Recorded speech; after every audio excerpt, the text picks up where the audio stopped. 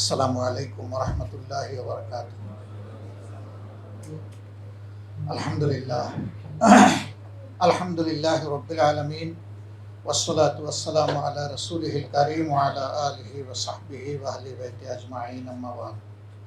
হজযাত্রী ভাই বোনদের নিয়ে বাংলাদেশ জামায়াতে ইসলামী ঢাকা মহানগরী দক্ষিণের উদ্যোগে আয়োজিত আজকের এই মোবারক আয়োজনের সম্মানিত সভাপতি, ঢাকা মহানগরী দক্ষিণের সম্মানিত আমির, কেন্দ্রীয় নির্বাহী পরিষদের অন্যতম সদস্য জনাব নুরুল ইসলাম বুলবুল, সম্মানিত বিশেষ অতিথি বাংলাদেশ জামায়াত ইসলামীর অন্যতম সহকারী সেক্রেটারি জেনারেল এবং নির্বাহী পরিষদের সম্মানিত সদস্য জনাব রফিকুল ইসলাম খান, প্রিয় সঞ্চালক, দায়িত্বশীল বৃন্দ, হজযাত্রী ভাই বোনেরা, আল্লাহ তাবারক ওয়া তাআলার শুকরিয়া আদায় করছি যে এমনি একটি লোভনীয় মোহনীয় আয়োজনে আল্লাহ তাআলা আপনাদের সাথে আমাকেও শামিল হওয়ার তৌফিক দান করেছেন। আলহামদুলিল্লাহ রাব্বিল আলামিন। আমি জাস্ট জরুরি কয়েকটি বিষয়ে দৃষ্টি আকর্ষণ করব। এখন থেকে আপনারা আল্লাহর মেহমান। আল্লাহ তাআলার পক্ষ থেকে দাওয়াত না আসলে আপনার রেজিস্ট্রেশন কনফার্ম হতো না।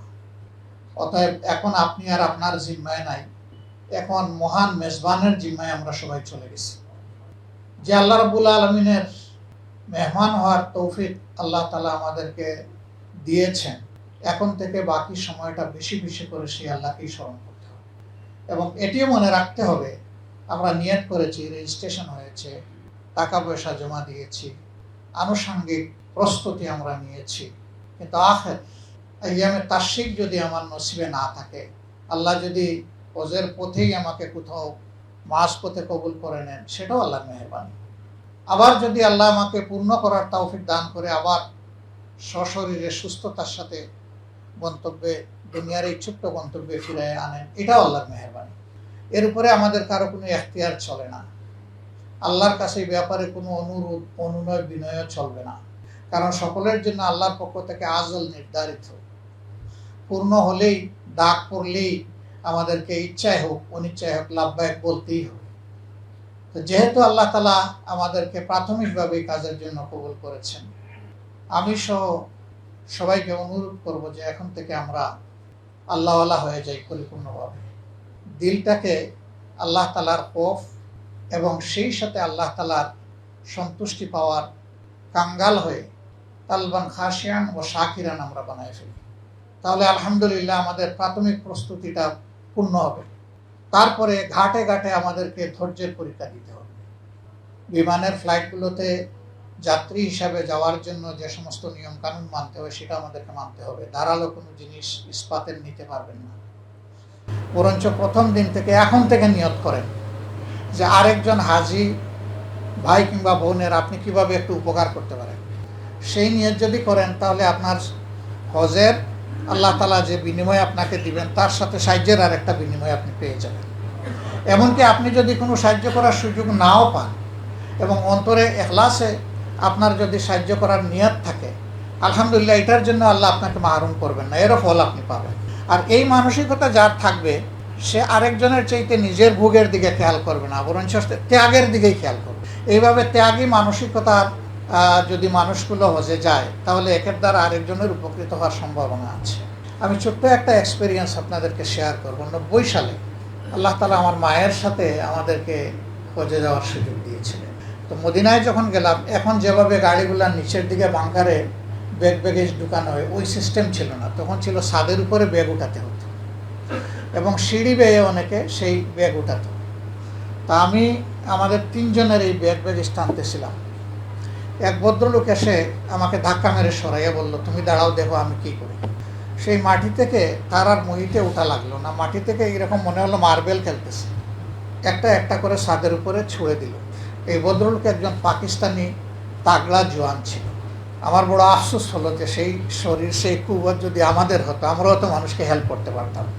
আমার একজন সম্মানিত শিক্ষক ছিলেন মেডিকেল কলেজের, সার্জারি বিভাগের হেড, উনারাও 3 জন, উনি, ওনার স্ত্রী, ওনার ছেলে। এই অবস্থা দেখে বললেন, শফিক তুমি একটু বলো না এই লোকটাকে আমারও একটু সাহায্য করতে। আমি বলার আগে লোকটা টের পেয়ে গেছে, সো ইন্টেলিজেন্ট।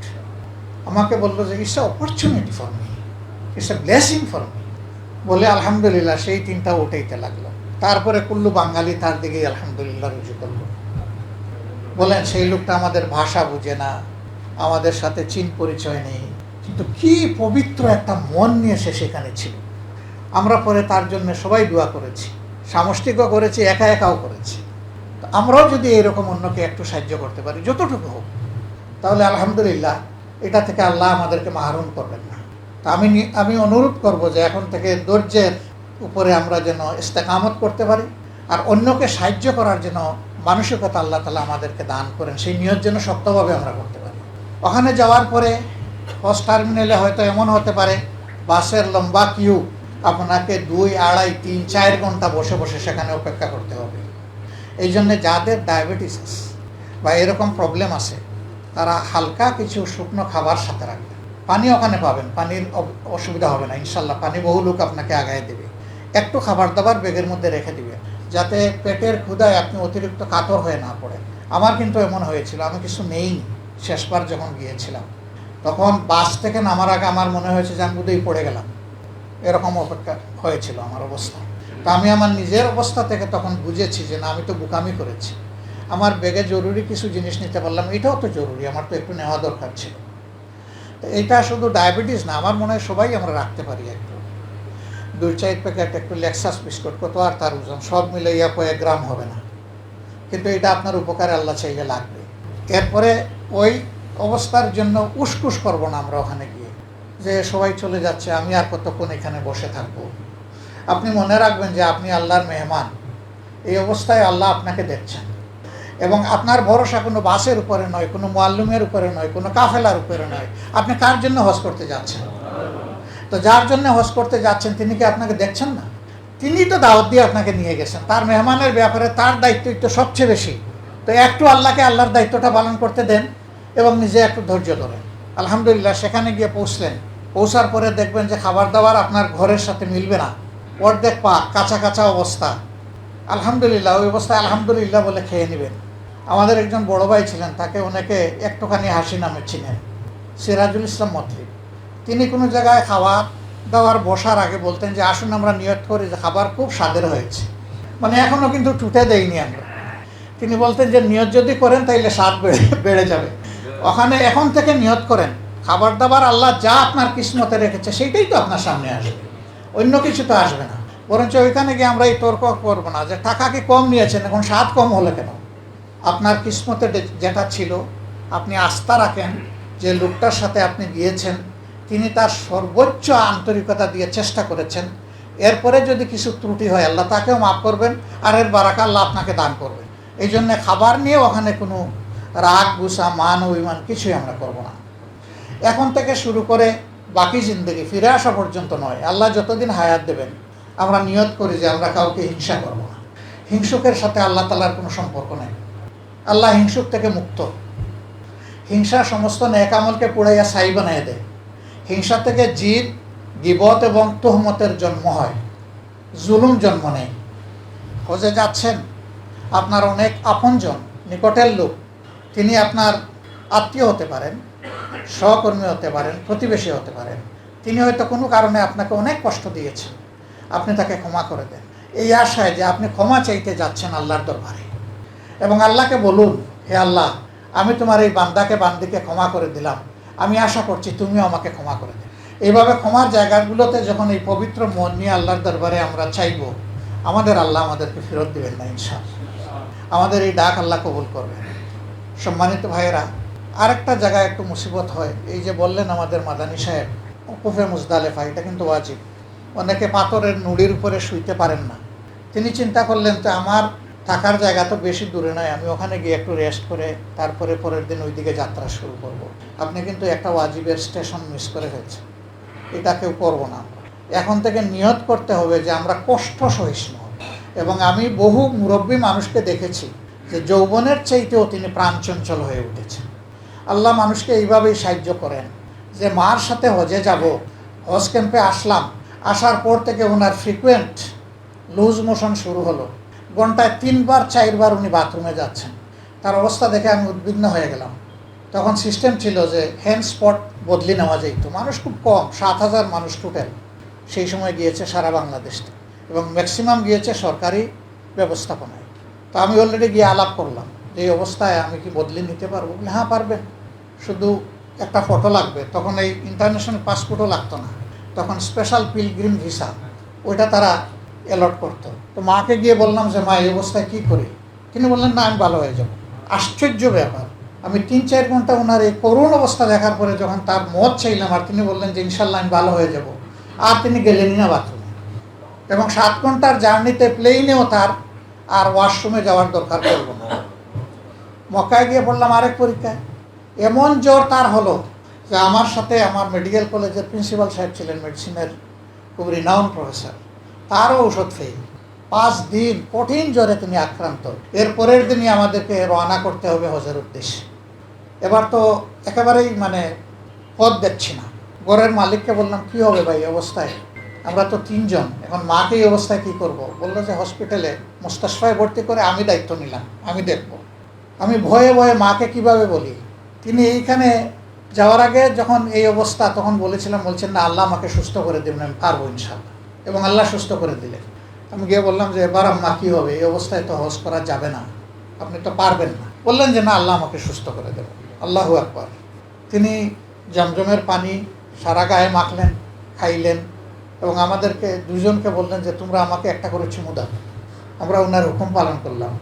আমার মনে হলো যে জীবনে এইরকম সুস্থ আর তিনি কখনো ছিলেন কিনা আল্লাহই ভালো। জমরায় পাথর মারতে হাজব্যান্ড ওয়াইফ 2 জন গেলাম, অভিজ্ঞতা নাই, কেউ আমাকে হুঁশিয়ারও করে দেয় নাই। নিচের তলায় চলে গেছি, প্রচণ্ড গরম। সেই বছর 4500 মানুষ কিন্তু মারা গেছিল ওই টানেলে কারেন্ট ফেল করে। আগাতে পারছি না, কোনো অবস্থাই না। 2 জন তরুণ যুবক আইসা সালাম দিল, দিয়ে বলল যে আপনি অমুক? বলে জি ভাই। আপনারা?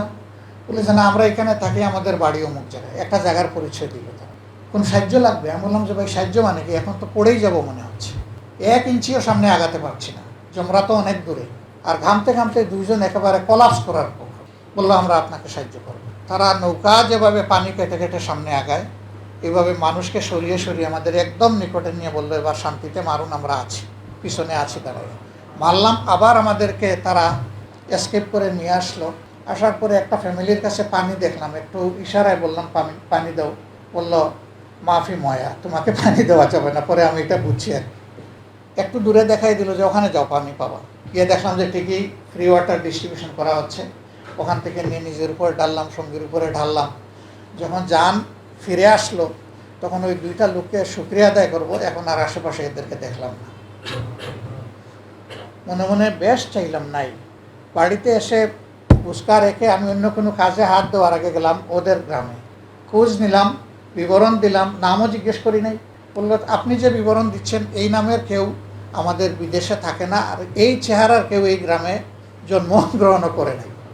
যাই হোক, আল্লাহ এইভাবেই সাহায্য করেন। আমি বলছিলাম যে আল্লাহর উপর যদি আপনি তাওয়াক্কুল করেন, আপনি কিন্তু আল্লাহর মেহমান, তার জিম্মাদারিতে আপনি চলে গেছেন। কোন ঘাটে, কোথায়, কিভাবে, কাকে দিয়ে আল্লাহ আপনাকে সাহায্য করবেন, তার পূর্ণ পরিকল্পনা সেই আল্লাহ রাব্বুল আলামিনের আছে।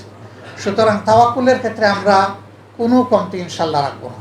আর সবরের ক্ষেত্রে এখন থেকে আল্লাহর কাছে চাইতেই থাকবো। আমরা আশা করছি যে আল্লাহ তাআলা যে হজ্জে মবরুরের কথা আমার ভাই বলে গেলেন, যে হজ্জে মবরুর যাদের নসিব হবে তারা যেন মায়ের পেট থেকে সদ্য প্রসূত নবজাতকের মতো নিষ্পাপ হয়ে হজের পরে ফিরবেন।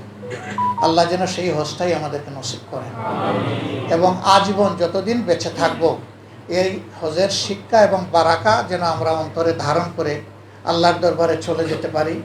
আর যাওয়ার সময় যেন একটা ডাক পাই আল্লাহ তাআলার পক্ষ থেকে, ইয়া আইয়াতুহান নাফসুল মুতমাইন্নাহ ইরজিই ইলা রাব্বিকি রাদিয়াতাম মারদিয়া ফাদখুলি ফি ইবাদি ওয়াদখুলি জান্নাতি। আল্লাহ তাআলা নসিব করুন। সুবহানাকাল্লাহুম্মা ওয়া বিহামদিকা আশহাদু আল্লা ইলাহা ইল্লা আনতা আস্তাগফিরুকা ওয়া আতুবু ইলাইক। আসসালামু আলাইকুম ওয়া রাহমাতুল্লাহি ওয়া বারাকাতুহু।